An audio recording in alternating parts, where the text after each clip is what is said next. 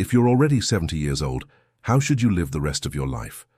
We live in an era where people are living to 100. That sounds wonderful, doesn't it? But here's what worries me. Too many seniors are trapped by the obsession that they must live longer at any cost. Think about these questions for a moment. You want to eat something delicious, but you force yourself not to because it's unhealthy. Your body aches, but you push yourself to exercise anyway because you think you have to. You keep taking pills that don't seem to help just because you're afraid of dying. Does this sound familiar? We've been told our whole lives that after 70 we should avoid unhealthy foods and stick to strict health routines. But here's the shocking truth. Once you turn 70, most of these rules do more harm than good. Today I'm going to share 5 changes that happen to every single person after 70. These aren't possibilities, they're certainties. And the number one change controls whether you spend the next 20 years living independently or lying in a hospital bed. Studies show that 99% of people over 70 experience these 5 changes, no matter how rich they are, no matter how healthy they've been, no matter what they do. But here's the good news. Once you understand these changes, you can work with them instead of fighting against them. So today I'll reveal all 5 changes and exactly how to handle each one. Please hit that like button and subscribe. Your support helps us keep making these videos. Now let's start with change number 5. Change number 5. Your sleep architecture collapses. Once you hit 70, your brain literally rewrites how you sleep. And I'm not talking about waking up earlier or needing less sleep. I'm talking about a complete collapse of your sleep quality that affects every single hour of your day. Margaret Collins is 73 and lives in Denver. She told me, I go to bed at 9:00 p.m., I wake up at midnight, then 2:01 a.m., then 4:00 a.m. By morning, I'm exhausted, but I can't fall back asleep. Does this sound familiar? Research from the Sleep Research Society shows that after 70, your brain produces 70% less deep sleep. That restorative stage where your body repairs itself, strengthens your immune system, and consolidates your memories, basically vanishes. Your brain's melatonin production drops 15% every year after 70. That's why you're wide awake at 3 a.m., staring at the ceiling, even when you're completely exhausted. And here's what's really happening. Your circadian rhythm shifts forward by 2 to 3 hours. Suddenly, dinner at 4:00 p.m. makes perfect sense. You're ready for bed when everyone else is watching TV. Scientists call this advanced sleep phase syndrome. Your brain's master clock starts running on a different schedule because of changes in light sensitivity and hormone production. The real problem is that your sleep becomes incredibly fragmented. The average 70-year-old wakes up 15 to 20 times per night, though you might only remember a few of these awakenings. George Carter followed his doctor's advice. He tried to force himself to stay up until 10 p.m. He'd lie in bed frustrated, unable to sleep. The stress made everything worse. Within 6 months, he developed chronic insomnia. So what do you do? First, stop fighting your new schedule. If you're tired at 70 p.m., go to bed. Your body knows what it needs better than any clock. Second, keep your bedroom temperature between 60 and 67 degrees Fahrenheit. Your body's temperature regulation changes after 70, making you more sensitive to heat during sleep. Third, get bright light exposure within 30 minutes of waking, preferably sunlight. This anchors your new circadian rhythm. Fourth, avoid all screens and bright lights after 6 p.m. This helps trigger what little melatonin production you have left. Helen Brooks tried something different. She embraced a split sleep pattern. She sleeps for 4 hours, wakes for an hour of quiet reading, then sleeps another 3 to 4 hours. She told me, I stopped fighting my body. Now I feel more rested than I have in years. The key is this. Accept that 8 straight hours of sleep is no longer your reality. Work with your new sleep architecture instead of constantly fighting against it. But while you're adjusting to these sleep changes, something even more dangerous is happening inside your body. Change number 4. Your body's thermostat breaks down permanently at 70. Your body's ability to regulate temperature doesn't just decline, it fundamentally breaks, leaving you vulnerable to both heat and cold in ways you never experienced before. The hypothalamus, that tiny region in your brain responsible for temperature control, loses about 20% of its thermosensitive neurons by age 70. This means your body literally can't detect temperature changes accurately anymore. This explains why you might be freezing while everyone else is comfortable, or why a slightly warm day leaves you feeling completely drained and dizzy. Your sweat glands decrease in number and efficiency by up to 40%. This makes it incredibly difficult to cool down once you get hot. Heat stroke hospitalizations jump by 300% after age 70. At the same time, your blood vessels lose their ability to constrict and dilate properly in response to temperature changes. Your body can't shift blood flow to warm up your extremities or cool down your core the way it used to. The subcutaneous fat layer under your skin thins by about 30% after 70, leaving you with less protection against cold temperatures.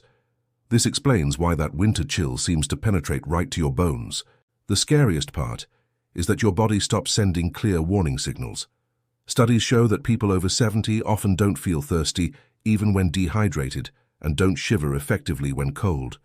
Two critical survival mechanisms simply disappear. Daniel Park is 74 and lives in Seattle. Last winter, he spent an afternoon working in his garage. The temperature was 45 degrees. He didn't feel cold, so he kept working. By evening, his core body temperature had dropped to 94 degrees. His wife found him confused and shivering. He spent 3 days in the hospital recovering from hypothermia. Daniel told me, "I had no idea I was that cold. I didn't feel it at all." So what can you do? First, keep your living space between 68 and 74 degrees year-round. This might seem warm in winter and cool in summer, but it represents the narrow comfort zone your body can handle. Second, layering becomes essential. You need to be able to adjust quickly because your perception of temperature can shift multiple times throughout the day. Third, hydration takes on new importance. Set hourly water reminders. Aim for at least 48 ounces daily regardless of whether you feel thirsty. Fourth, install thermometers in multiple rooms. Rely on objective temperature readings rather than your unreliable internal sensors. Linda Ramirez is 72 and lives in Phoenix. She now exercises indoors during summer, keeps her home at exactly 72 degrees, and always carries extra layers and water when she leaves home. She told me, "I don't trust my body's signals anymore. I trust my thermometer." Yet, as challenging as temperature regulation becomes, it pales in comparison to what's happening inside your digestive system. Change number 3. Your digestive system enters permanent slowdown mode. The day you turn 70, your entire digestive system shifts into what gastroenterologists call presbyesophagus and presbycolon, fancy terms that basically mean every part of your digestive tract starts moving in slow motion permanently. Your esophagus loses up to 50% of its muscle coordination. Swallowing becomes a conscious effort instead of an automatic process. That feeling of food getting stuck is not your imagination. Saliva production drops by about 40% after age 70. Since saliva contains crucial digestive enzymes that start breaking down food before it even reaches your stomach, this means digestion becomes harder from the very first bite. Your stomach produces 30% less acid after 70. This might sound like a good thing if you've dealt with heartburn, but this acid is essential for breaking down proteins, absorbing vitamin B12, iron and calcium, and killing harmful bacteria. The real crisis happens in your small intestine. The finger-like projections called villi that absorb nutrients shrink by up to 25%.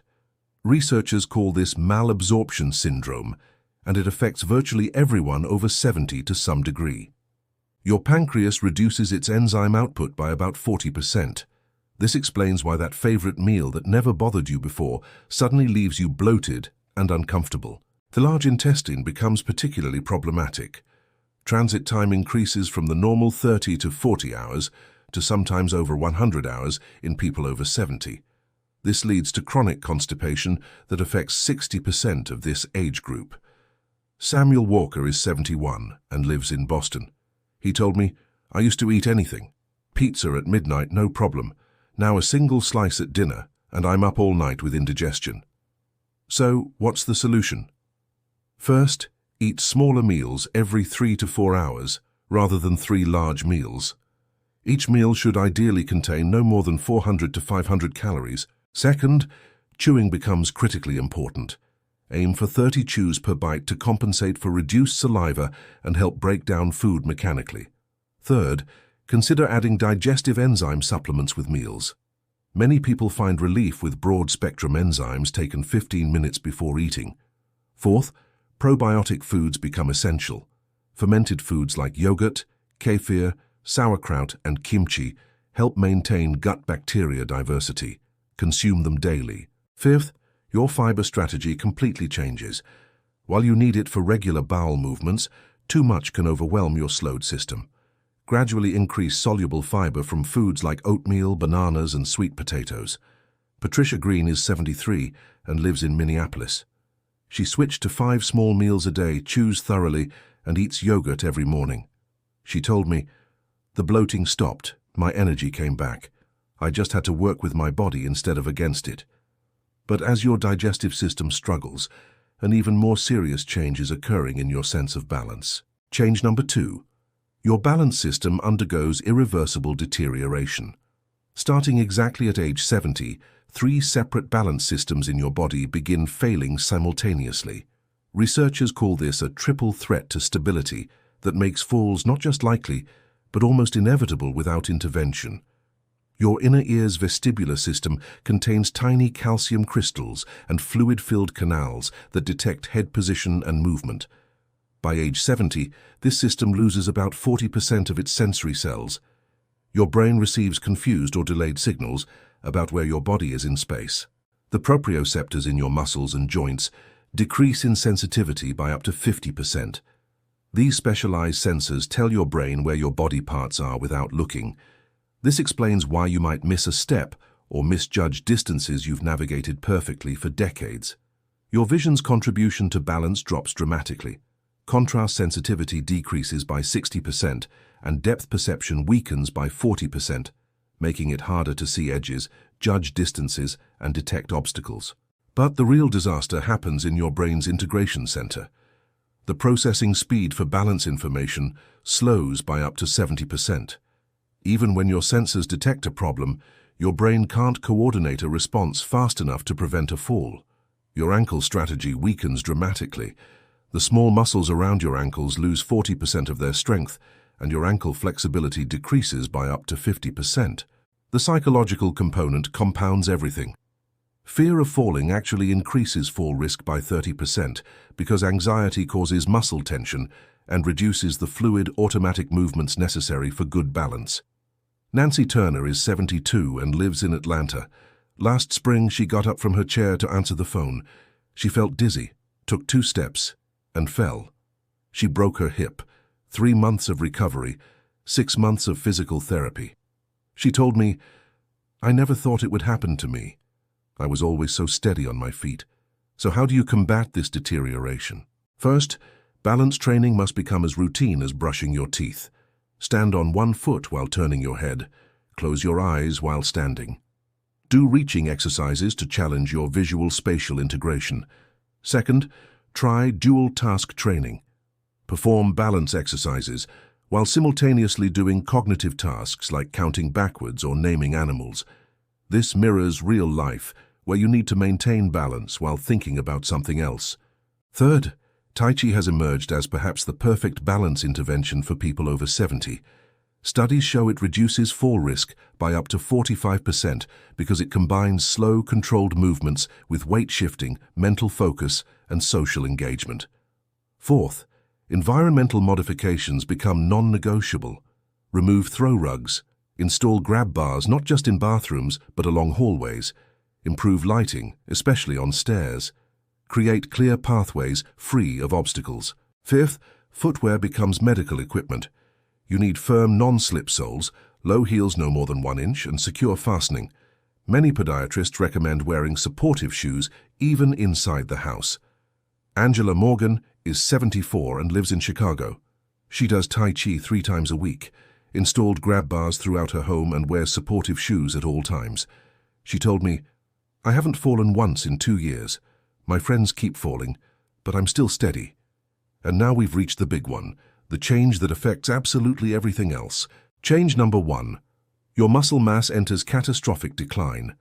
At exactly 70 years old, your body triggers what scientists call sarcopenia overdrive, a biological self-destruct sequence where you lose muscle mass at a rate of 3 to 5% per year. This means by age 75, you've lost up to 25% of your remaining muscle. And this isn't just about looking frail.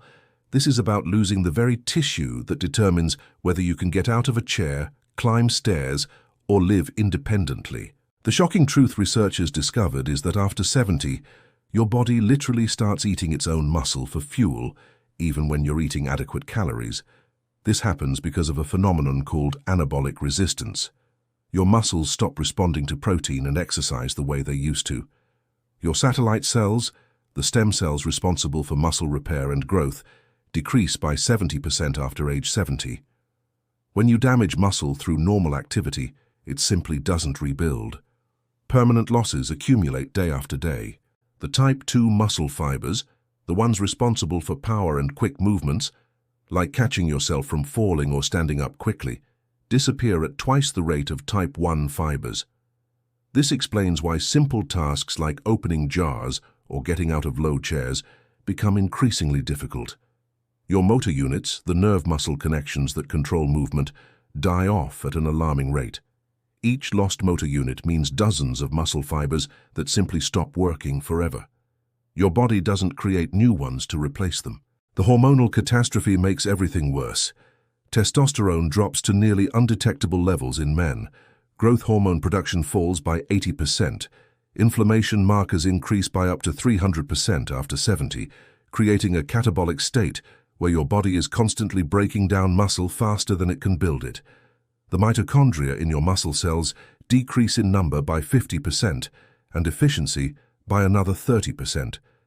This means your muscles have 65% less energy available for activity. This explains the crushing fatigue that hits after minimal exertion. Protein synthesis slows by up to 60% after 70. You need to consume far more protein than younger people just to maintain muscle. Research shows people over 70 need at least 1.5 grams of protein per kilogram of body weight. The really terrifying part is that muscle loss accelerates during any period of inactivity.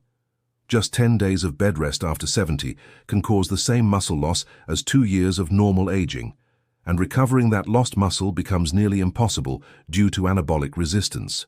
Thomas Reed is 71 and lives in San Diego. Last year he got the flu and stayed in bed for 2 weeks. When he recovered, he couldn't walk up his stairs without stopping twice to rest. He told me, "I lost more strength in 2 weeks than I had in the previous 5 years. So what can you do to fight this catastrophic decline? First, protein timing becomes absolutely critical. You need 25 to 30 grams of high-quality protein at each meal to trigger muscle protein synthesis. Spreading protein throughout the day works better than loading it all at dinner. Second, leucine becomes your best friend after 70. This amino acid found in eggs, chicken, and dairy is the specific trigger for muscle protein synthesis. You need at least 3 grams per meal to overcome anabolic resistance. Third, vitamin D becomes crucial. Deficiency affects 75% of people over 70 and directly causes muscle weakness and accelerates sarcopenia. Studies show supplementation can improve muscle function by up to 20%. Fourth, resistance training remains effective even after 70, but the approach must change. Focus on compound movements. Use lighter weights with proper form rather than heavy weights that risk injury. Fifth, timing of exercise matters. Morning workouts, when cortisol is naturally higher and anabolic resistance is lowest, show better results. Sixth, recovery periods must extend significantly. Allow 72 hours between training the same muscle groups compared to 48 hours for younger adults. Seventh, maintaining muscle after 70 requires eating like an athlete. Consume protein immediately after waking. Have a protein-rich snack before bed to prevent overnight muscle breakdown. Never go more than 4 hours without protein during the day. Karen Mitchell is 73 and lives in Austin. She eats 30 grams of protein at breakfast, lunch, and dinner. She does resistance training 3 times a week and takes vitamin D supplements. She told me, "My doctor can't believe my muscle mass. I'm stronger now than I was at 68. Understanding that this muscle loss is happening to everyone helps remove the shame and frustration. This isn't about being lazy or weak. This is about fighting a biological process that nature programmed into every human who reaches 70. These 5 changes aren't possibilities or probabilities. They are certainties that await every single person who reaches 70. Your sleep architecture collapses. Your body's thermostat breaks down permanently. Your digestive system enters permanent slowdown mode. Your balance system deteriorates irreversibly. Your muscle mass enters catastrophic decline. But knowing about them transforms them from terrifying surprises into manageable challenges. You don't have to accept these changes passively. You can adapt, you can prepare, you can fight back. Work with your new sleep schedule instead of against it. Monitor temperatures objectively instead of trusting your broken internal sensors. Eat smaller meals more frequently. Practice balance exercises daily. Prioritize protein at every meal. These aren't cures. These are strategies. Strategies that can help you maintain independence, quality of life, and dignity for the next 20 years. The difference between thriving at 70 and suffering at 70 isn't luck. It's knowledge. It's preparation. It's accepting reality and working within it. If this information opened your eyes to what's really happening after 70, please share this video with someone who needs to hear it. Leave a comment telling us which change surprised you most, and subscribe so you don't miss our next video. Thanks for watching. Remember, aging might be mandatory, but suffering through it isn't.